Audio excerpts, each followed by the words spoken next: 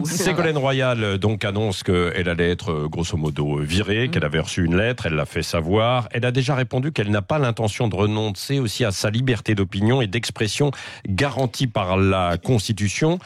Donc elle sera écartée et ce n'est pas une surprise parce qu'elle avait tendance à trop l'ouvrir, quoi là. En quelque sorte. Ouais. Vous savez, Ségolène Royal est tout sauf naïve. Elle connaît les règles. Elle savait évidemment que tirer à boulet rouge sur la politique sociale du gouvernement, sur Emmanuel Macron, son virage à droite, qualifiant la réforme des retraites de brutale, injuste et violente et invitant le gouvernement à retirer le texte, tout ça avait finalement déclenché une réaction. Une lettre d'avertissement lui avait déjà été adressée dès janvier 2018, lui rappelant son devoir de réserve. Peine perdue, parce que les critiques, évidemment, sont allées crescendo.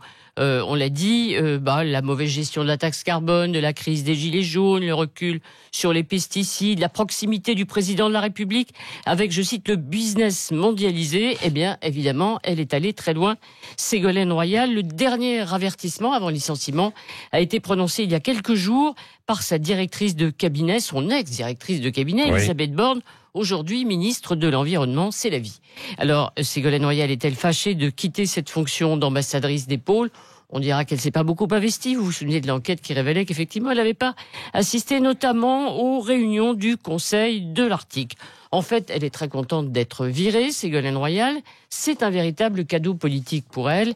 Elle gagne ainsi le titre d'opposante au président de la République. Certains diront qu'elle espérait évidemment entrer au gouvernement.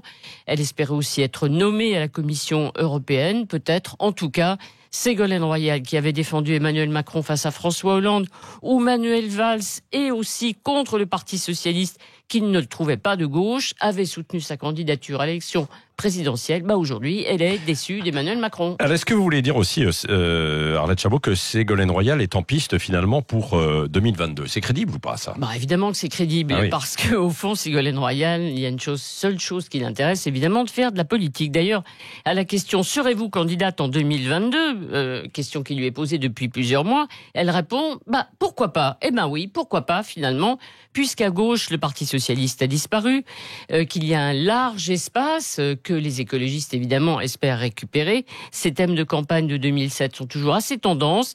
La démocratie participative, l'ordre juste et bien sûr l'écologie. Alors, on verra. En tout cas, une chose est sûre. Attention, Ségolène Royal ne s'interdit rien, on le sait, et n'a peur de personne. Merci Arlette Chabot.